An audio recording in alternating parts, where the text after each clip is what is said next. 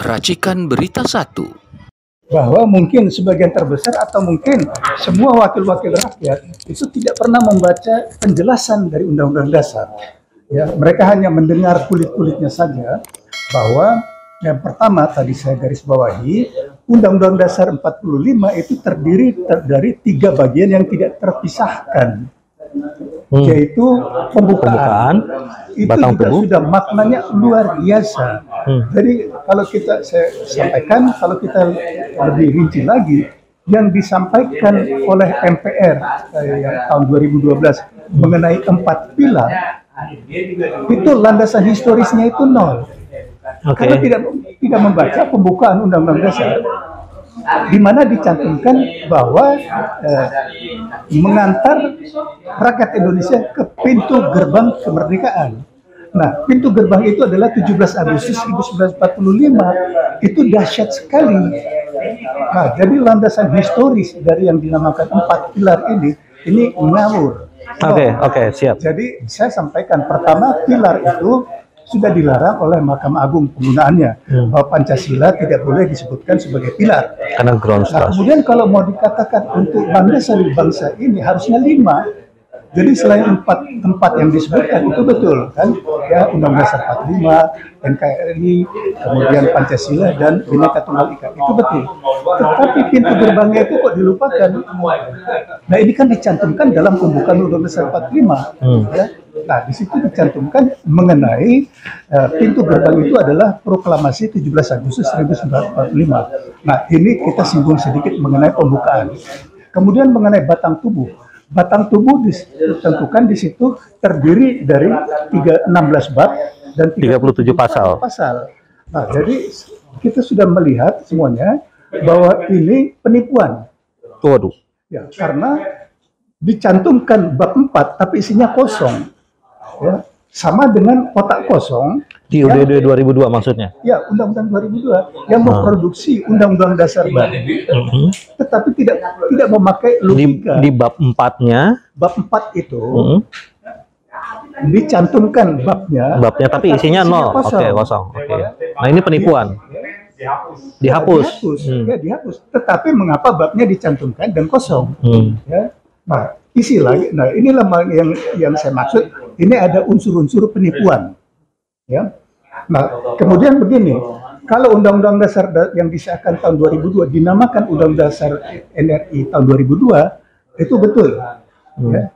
Tetapi logikanya sekarang dengan strukturnya yang sudah berubah total, struktur sudah berubah. Ya. Kemudian ada penipuan-penipuan, dan kemudian di sini coba ya, mungkin semua itu termasuk anggota DPR tidak membaca dengan cermat. Coba baca pasal 28G ayat 2. Oke. Ya, coba semua perhatikan di sini. Di 2002 atau 28G ayat 2? Di 2002. Ketemu. Coba 28G ayat 2. Oh, kalau ini yang 2002, kalau yang asli nggak ada. Ya. Ini yang 2002. Ya, mengenai hak asasi manusia. Yang asli nggak ada di sini. Pasal 28G ayat 2. Coba ada? Nggak, ini yang UUD 45 2002. Ini yang 2002. nggak ada tuh, pasal 28 aja. Pasal 28G.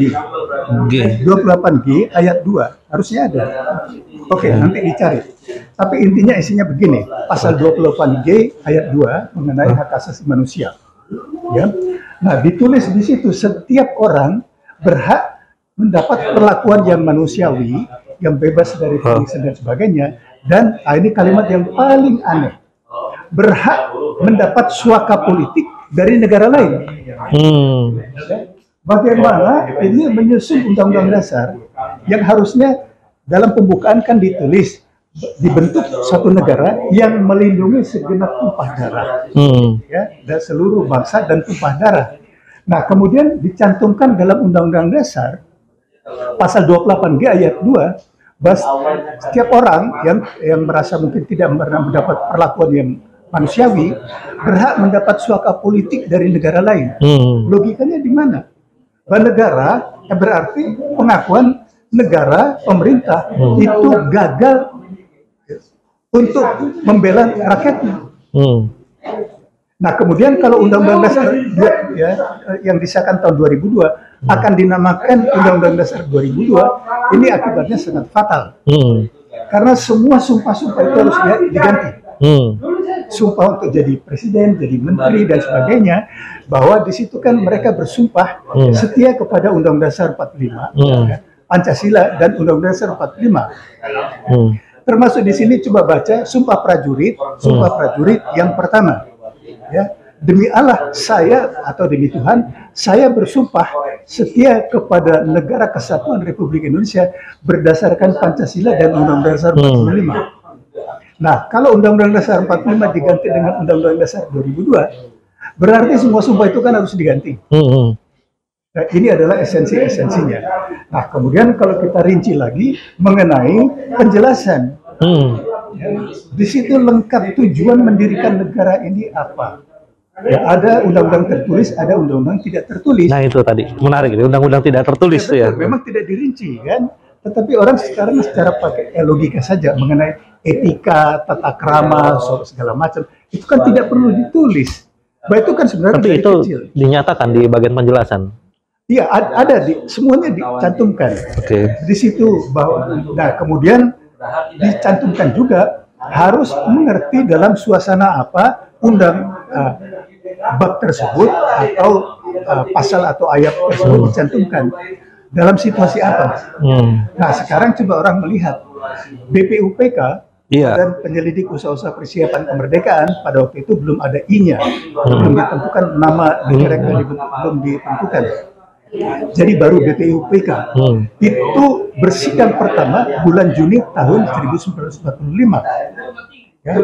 Nah itu perang dunia kedua, perang Asia Pasifik baru berakhir tanggal 15 Agustus tahun 45. Berarti ketika dibahas undang-undang rencana untuk membuat undang-undang besar negara yang akan didirikan itu dalam suasana perang, ya, dalam suasana masih di bawah pendudukan tentara Jepang.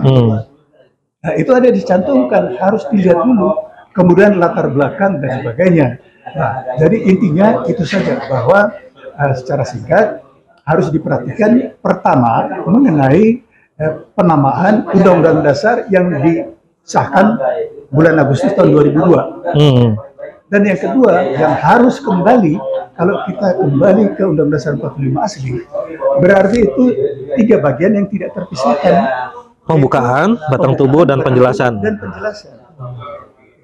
Nah, selain itu, Sekretariat Negara sudah menerbitkan buku yang tebal sekali kan, Risalah Sidang-Sidang BPUPK dan PPKI.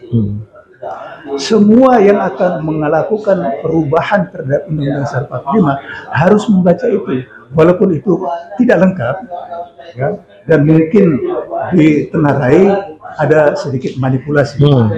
Tetapi mungkin saya katakan itu mungkin 90-95% itu otentik. Nah, itu saja yang ingin saya jelaskan. Oke, Pak Batara Hutagalung, ini kembali ke soal etika, ke soal undang-undang tidak tertulis. Itu secara kalau mengenai tertulis, mengenai perilaku ada ditulis di bagian penjelasan. Di penjelasan. Saya mencoba mencari penjelasan, ada bagian umumnya. Oke, berarti kita cari. Tapi Pak Batara ingat ya bahwa itu ada di bagian umum dalam bagian penjelasan soal etika kepemimpinan ya. Sedangkan hal yang perlu mengenai perilaku pemimpin.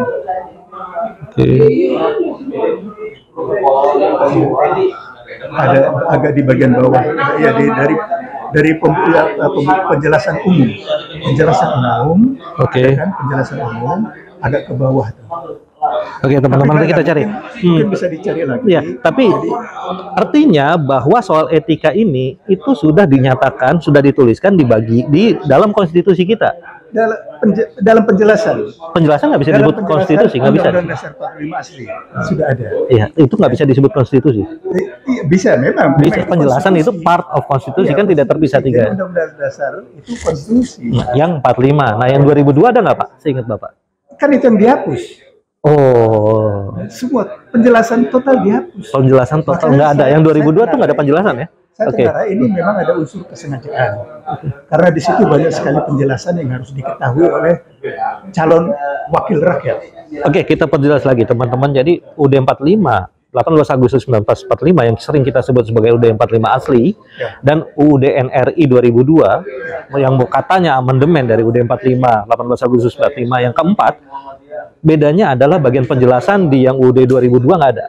Iya, sama sekali dihapus. Sama sekali dihapus. Oke. Jadi hanya terdiri dari pembukaan dan pasal-pasal. Oke, siap. Pembukaan dan batang tubuh. Jadi cuma dua. Tidak disebutkan lagi batang tubuh.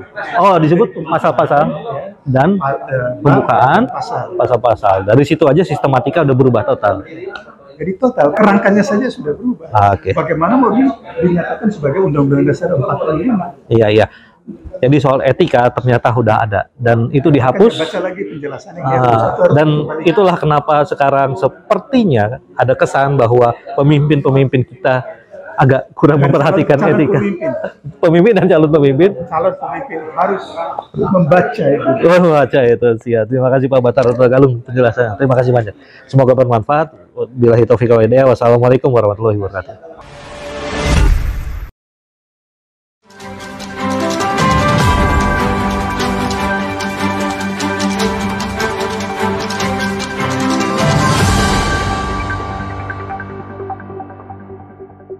Racikan Berita 1.